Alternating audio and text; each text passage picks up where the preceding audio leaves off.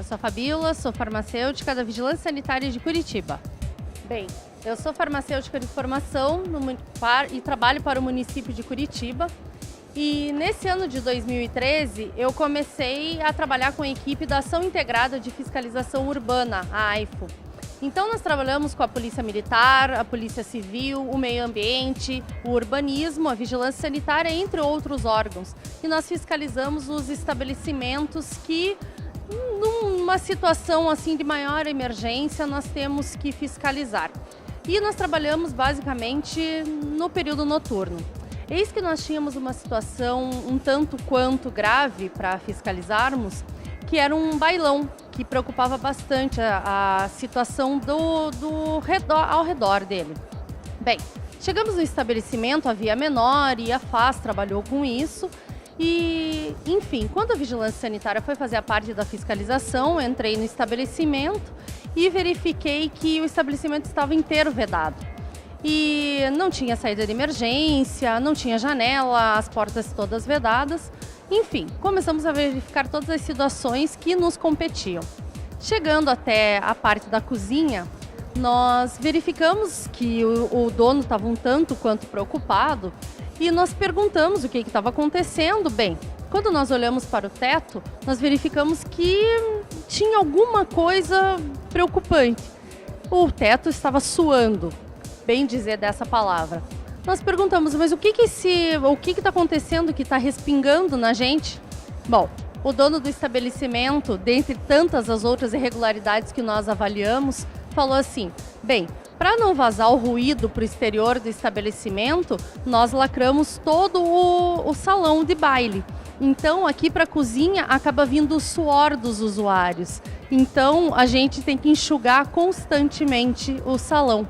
E, por consequência, a nossa cozinha. Bem, não preciso nem contar para vocês que nós lavramos alguns autos de infração e o estabelecimento, infelizmente ou felizmente para a população, permanece interditado até hoje. É isso que eu tenho para contar para vocês.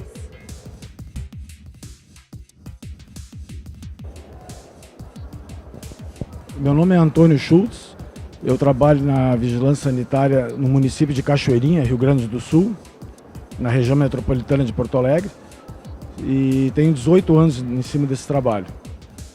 O meu assunto a falar seria uma situação bem comum entre os trabalhadores da vigilância sanitária, que envolve a parte de saneantes. O que seria? Saneantes vendidos fora do padrão de qualidade, todos são irregulares. Qual é a nossa função? Fazer o recolhimento desses saneantes irregulares para que isso não fique divulgado no mercado. O interessante dessa história não é o fato em si de trabalhar com a legislação, mas sim diretamente com o povo. Um exemplo que eu posso dar agora é, durante a inspeção num veículo que transporta saneante irregular, geralmente as pessoas são interpeladas na rua, né, para fazer essa venda. O que acontece? O fiscal faz o recolhimento desse produto, mas quem mais reclama são os usuários, as donas de casa, que ficam bravas que a gente vai fazer esse recolhimento, alegando que aquele produto é mais barato que no supermercado que vende um produto qualificado. E essa história é uma história bem comum entre os trabalhadores dessa área, que se vêem em situações bem difíceis perante a situação, perante a comunidade, né? Que então é pouco divulgado esse tipo de ação. Mas com o passar dos anos, aos poucos as pessoas vão se educando e aí entendem melhor o nosso trabalho. Mas essa é só uma passagem, né, que eu gostaria de deixar salientado aqui, que realmente é muito interessante assim, aos olhos de quem não está trabalhando diretamente na vigilância sanitária. Bom dia, eu sou Rogério Lampi, trabalho na Vigilância Sanitária Municipal de Londrina, no Paraná. E aqui eu gostaria de relatar as nossas experiências que nós temos, não só no município de Londrina, mas como também em todo o estado do Paraná, e em que esses eventos de grande magnitude, a gente pode perceber que quão é diferente as vigilâncias sanitárias nos municípios e no estado. Então eu acho de grande relevância esses eventos para que todos os estados e municípios troquem as experiências, né?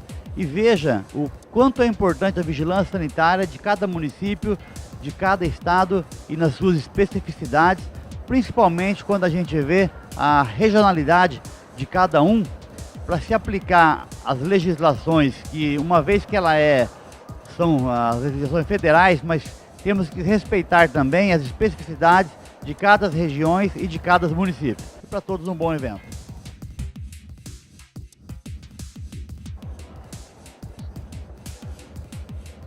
Bom dia, meu nome é Pablo, faço parte da delegação da Vigilância Sanitária do Estado do Acre. Estou participando deste seminário, um evento de importância para a saúde pública. E aproveito a oportunidade para contar algumas experiências. Em uma determinada oportunidade, quando eu me encontrava ministrando umas palestras em uma determinada escola do interior do estado, no auditório se encontravam presentes professores, a diretoria da escola e técnicos de outros órgãos da saúde. Em um determinado momento, quando abordamos um assunto relacionado à higiene pessoal, a importância da higiene pessoal na saúde das pessoas, um determinado aluno fica de pé e fala o seguinte: como nós podemos manter nossas mãos limpas ou exercer a higiene pessoal se nossos banheiros não contamos com material de limpeza? Todo mundo ficamos calados até que o professor fica de pé e fala o seguinte: os materiais que nós colocamos nas salas, nos banheiros, não duram muito tempo, porque os alunos não conseguem conservar esses materiais. Eu, como palestrante, tentamos demaneirar essa polêmica, porque ia causar, digamos, um tumulto. Casos como isso vêm acontecendo muito frequente. Os professores falam de que colocam os materiais dentro dos banheiros e os alunos reclamam que esses materiais não temos. Esperamos, digamos, que futuramente não venha acontecendo isso, não? Porque é muito difícil para nós abordar um assunto dessa natureza. Obrigado aí por sua entrevista. Olá, sou Valéria, sou da Vigilância Sanitária de Curitiba e vou contar uma história bem legal. Como eu trabalho na parte de projetos arquitetônicos, teve um momento que a gente foi numa indústria de medicamentos, né, eu e o farmacêutico. Chegamos lá olhando a estrutura física, né, da indústria. O farmacêutico chegou numa área que a gente olhou assim e detectou que estava muito pequeno o pé direito, assim, né? E aí a gente olhou para a cara do outro e falou assim: ó, eu acho que é você que tem que entrar, você é mais baixinho que eu. E a gente, né, olhou, entrou ali, viu, enfim, o pé direito baixo e falou: olha, não vai dar aqui, essa área vai ter que ser desativada. E no mês seguinte a empresa entrou com o projeto para analisar e a gente falou que aquela área a gente não ia aprovar, porque tinha 1,80 m de pé direito. E assim, eis a nossa surpresa.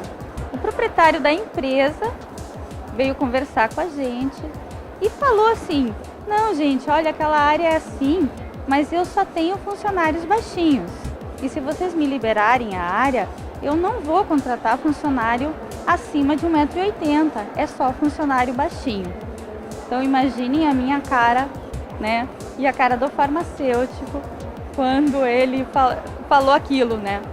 Assim, a gente se sentiu com cara de otário. Bom dia, meu nome é Racib Sampaio de Castro, sou fiscal sanitário do município de Cruzeiro do Sul, no Acre. População de 80 mil habitantes. Vou relatar aqui uma história que aconteceu lá no meu município. Por definição da coordenadora, ela definiu que fizeram uma denúncia, a questão da carne clandestina no interior, uma localidade lá, um perímetro rural, mas de fácil acesso. Nós fizemos lá os procedimentos, dirigimos, a equipe se dirigiu, no caso eu estava participando da equipe. Fomos lá, fizemos o procedimento, a população ficou, no caso, bastante atenta lá, quando bastante pessoas vieram para ver o que é que nós estávamos fazendo. E esse cidadão lá, no caso, ele não fez, ele matou clandestinamente e estava vendendo.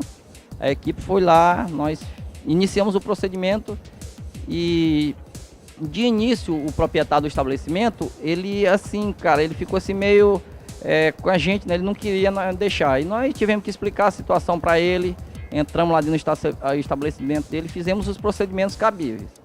O que aconteceu? Do início ele disse que não ia deixar nós levar a carne.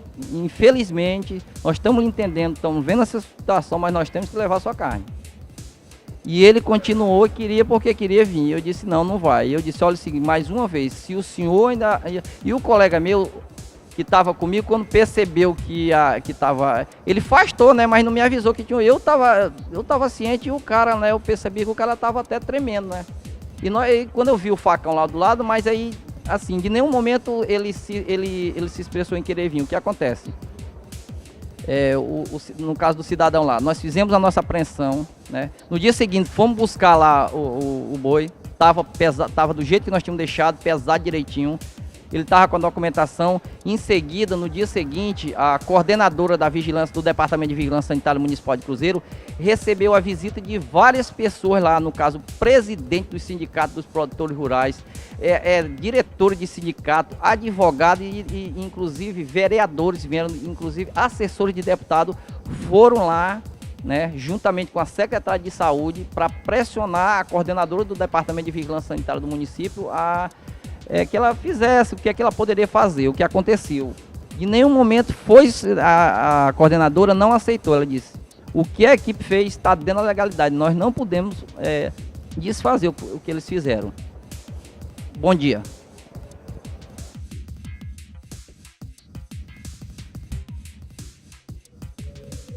Bom, meu nome é Silvana, eu sou nutricionista sanitarista da Vigilância Sanitária de Montenegro, Rio Grande do Sul. Eu acho que quem trabalha em vigilância é como o pavão misterioso, muita história tem para contar. Mas eu selecionei uma história que foi um dos primeiros momentos que eu tive de vigilância, uma das primeiras investigações assim, de denúncia que eu tive que fazer. Bem, estava chegando na vigilância, ainda estava me habituando com esse trabalho, né? E recebi uma denúncia de que na periferia tinha um estabelecimento clandestino, sem licença. Convidei uma colega para ir junto fazer a investigação da denúncia. Para minha surpresa, nós chegamos lá, de fato era um estabelecimento sem licença, clandestino, cujo dono era uma pessoa muito, muito, muito braba. E a minha colega ficou nervosa, conforme a gente ia conversando com ele, explicando, olha, a gente veio verificar se o senhor tem licença ou não. Ele foi alterando a voz, ficando nervoso, e a minha colega ficou muito nervosa também e começou assim a debater com ele assim de forma muito nervosa. Então foi muito complicado e eu fiquei quietinha do lado dela e fui me encolhendo. Lá pelas tantas, assim, o dono do comércio clandestino disse, bem, eu só não vou abrir fogo contra vocês, ele estava armado, porque vocês são duas mulheres e o prefeito, aquele safado, mandou 2 fiscais mulheres. Mas, na verdade, se fossem homens, eu iria queimar vocês agora. Nessa feita, o nosso motorista estava um pouco atrás da gente. Quando ele ouviu a provocação do rapaz, que se fossem homens, ele iria atirar, o motorista sumiu e ficou só eu e minha colega. E ainda fiquei encolhidinha mais um pouco. Lá pelas tantas o cidadão disse assim: e a senhora, por que vem junto, tá quietinha aí e não fala nada? Eu disse: bem, na verdade, o senhor tá um pouco nervoso e a minha colega também. Então a gente vai voltar outro dia. Passei mão na colega e sumimos, nunca mais voltamos. Não, minto, voltamos aí com auxílio da brigada, da polícia. E daí concluímos o caso assim, de maneira mais segura, né? Oi, eu sou a Regina, sou do Rio Grande do Sul e de uma coordenadoria de saúde na cidade de Ijuí. Há uns 2 anos atrás, eu fui fazer uma investigação sobre o todinho no município, no interior do município de Chiapeta, pois havia uma criança que havia ingerido o todinho. Eis que, chegando na propriedade, era no interior, não vinham nos receber. Dali um pouco surge um avestruz. E esse avestruz começou a nos cercar e a vir para a volta e chegava até perto de nós, e a gente começou a se apavorar com aquilo. Não chegava ninguém, nenhuma pessoa para nos receber. Eis que depois disso chegaram as pessoas, fizemos a investigação e a gente deu o jeito de sair imediatamente de lá, porque esse avestruz não deixava, ele era adestrado, mas estava sempre nos acompanhando no nosso trabalho.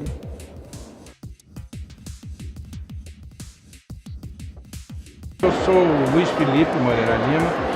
E atualmente eu sou médico da atividade Portos e Fronteiras no Rio de Janeiro. Pois bem, uma história sobre a vigilância sanitária. Eu vou contar uma antiga. Em 1986 para 87, o Instituto Adolfo Lutz analisou amostras de sucos, de caju e outros. E de todas as marcas analisadas, quase que 100% foram reprovados. Diante desse fato, nós, da Vigilância Sanitária, suspendemos a comercialização desses sucos todos, o que foi uma comoção na época, porque tirou do mercado a maioria dos sucos que estavam ali. Nós fizemos uns acordos com a indústria em relação aos níveis de tolerância dos conservantes. E justamente nós tínhamos acabado de fazer esse acordo, estabelecendo um nível aceitável, quando vieram os laudos acima desse nível que tinha sido negociado. Então, criou uma situação constrangedora, porque nós tínhamos acabado de decidir isso. Então, ficou assim, os sucos estavam fora do mercado e nós precisávamos decidir o que iria ser feito com aquela imensa tonelagem de sucos que estava ali. Uma das possibilidades era o reprocessamento do suco, mas era alguma coisa dispendiosa e que nem todo mundo, nem todas as empresas estavam dispostas a fazer. Só que um dos mais prejudicados com essa medida foi uma indústria de sucos que era ligada a uma multinacional. E eles nos procuraram, o representante deles estava indo para Fortaleza para uma reunião com todos os empresários da área de suco, e ele nos procurou antes da viagem e disse que a empresa deles iria reprocessar o suco. Iriam fazer um procedimento lá que diminuiria a quantidade de conservantes e reembalariam o suco e venderiam. E nós topamos isso, porque era uma solução plausível.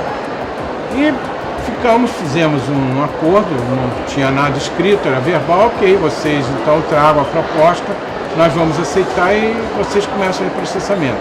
E ele foi para a reunião em Fortaleza. Só que, quando ele chegou na reunião de Fortaleza, a notícia de que a empresa dele tinha feito uma negociação com a Vigilância Sanitária de reprocessar o suco, vazou. E o representante dessa indústria, quando chegou na reunião, foi recebido de forma violenta e hostil. E teve que fugir de Fortaleza e voltou para Brasília. E foi lá na Vigilância Sanitária. E quando eu recebi, eu era o secretário, ele estava visivelmente perturbado, muito assustado, dizendo que tinha sido ameaçado, a vida dele tinha sido ameaçada, que disseram que iam matá-lo e tudo. E aí ele ligou para a matriz e avisou que ele estava nessa situação. Então a matriz resolveu que iria reprocessar o suco de todo mundo para preservar a vida do representante dele.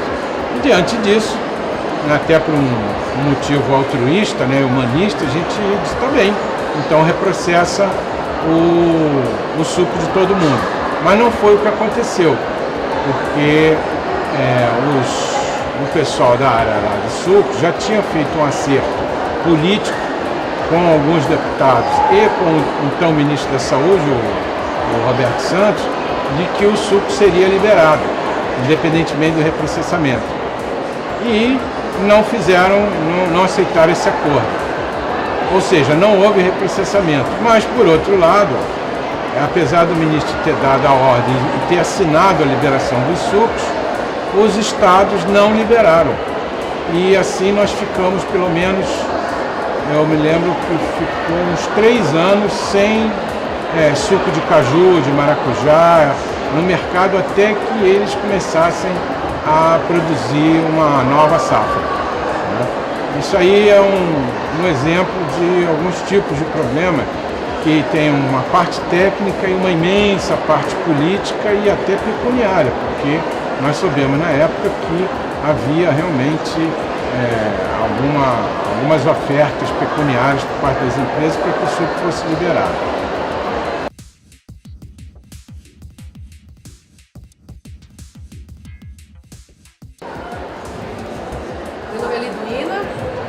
Trabalho em Brasília, sou lotada em São Sebastião.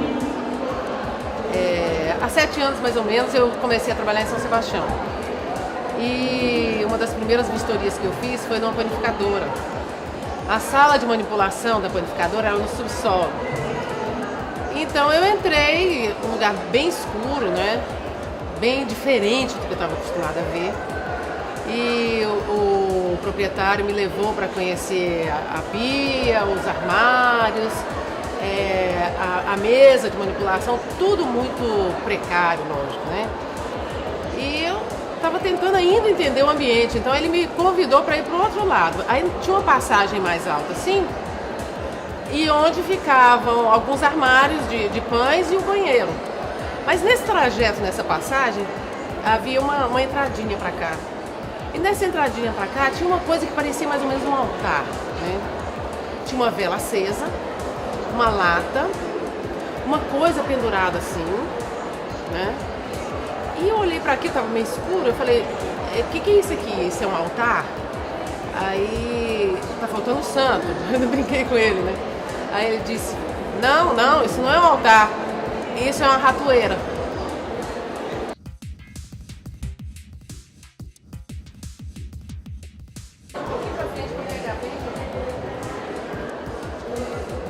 Eu sou de Brasília, né? Eu sou auditor fiscal em Brasília, sou gestor.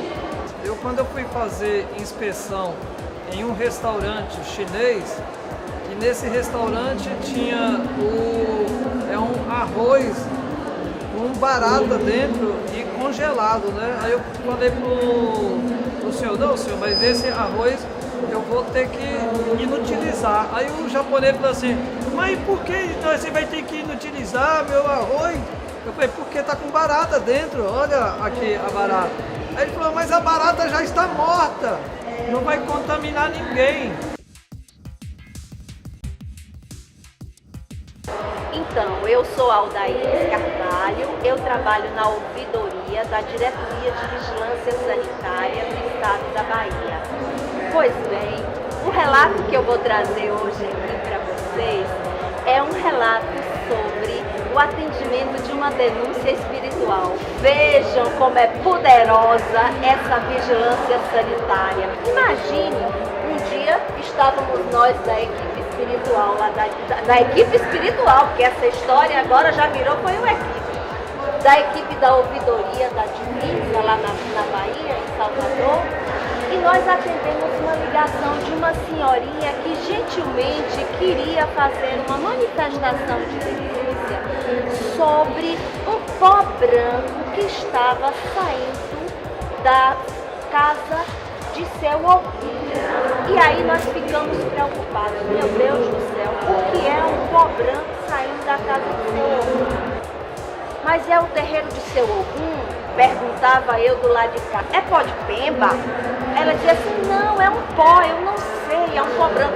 É o genro de seu Ogum. Todo mundo está adoecendo com este pó branco que sai da casa de seu Ogum, que é uma fabricação do genro de seu Ogum. E aí o colega parou e disse, pergunte a ela como é esse pó branco. Ah, é um pó branco que fica saindo. E aí eu dizia, e quem é o genro de seu Ogum? Não sei o nome dele não. E aí eu ficava mais perdida do que segue em tiroteio. Aí eu perguntei, e quem é seu Ogum? Ele disse, seu Ogum é um senhor que mora aqui. Aí eu comecei, você sabe do endereço de seu Ogum? Não sei qual é o endereço de seu Ogum. Ele não mora mais aqui. Apenas não alugou a casa, cedeu a casa para o genro dele, que é casado com a filha dele, que eu também não sei o endereço. Ele vem aqui, fabrica isso e sai. Ao término da explicação, o meu colega para e disse assim para mim, agora vocês já estão atendendo denúncias espirituais? E todos nós começamos a rir. Porque a gente atende denúncia de todos os tipos, até as espirituais.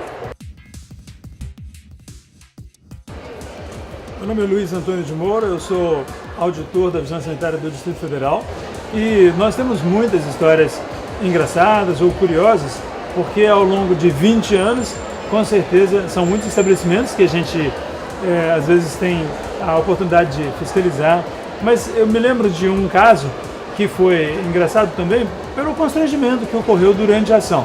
Era um restaurante que nós fomos verificar uma reclamação. Nós percebemos que era, de fato, procedente a reclamação, porque estava muito sujo, tanto a área de manipulação, os depósitos, a área de consumação, os banheiros, muito sujo de fato. Nós resolvemos então, além da autuação, fazer a interdição do estabelecimento. Interditamos e éramos, acho que uns 3 colegas, cada um preencheu um termo ali, e um dos colegas que preencheu o auto de infração, ele se esqueceu de colocar uma frase no auto de infração. Mas nós só percebemos isso depois de umas 3 ações. Nós estávamos fazendo já o 3º estabelecimento, o 2º depois desse que nós havíamos interditado, e ele se lembrou então que ele não havia colocado a frase ali que faz parte do nosso auto de infração, que é o estabelecimento encontra-se passível das penalidades de advertência, interdição, cancelamento de alvará e ou multa a serem apuradas em procedimento administrativo. Nós então retornamos a esse restaurante, crendo que ele estava fechado, para poder só entregar esse termo ou substituir o termo ou completar pelo menos a informação ali no auto de infração. Quando nós chegamos ao estabelecimento, cada um de nós recebeu um ticketzinho para ali preencher, colocar o peso da consumação e tal. E nós ficamos então surpresos, porque de fato o estabelecimento estava funcionando, mas muito mais surpreso ficou o proprietário quando ele percebeu que a gente tinha entrado ali e estava com os tickets na mão, e ele percebeu que nós havíamos já então compreendido que ele estava quebrando a interdição. E, por conta disso, nós tivemos de ligar para a delegacia, todo mundo foi até a delegacia de polícia, ele teve de responder um processo criminal por conta dessa desobediência civil, e na verdade foi muito constrangedor para ele isso aí, porque para nós foi cômico ver ali a situação, né? E a gente recebendo o ticket para preencher a consumação e ele do outro lado percebendo que na verdade estava entregando aquele papelzinho para as pessoas que haviam feito a interdição havia pouco mais de meia hora ou 1 hora. Então isso foi uma situação constrangedora para ele, com certeza.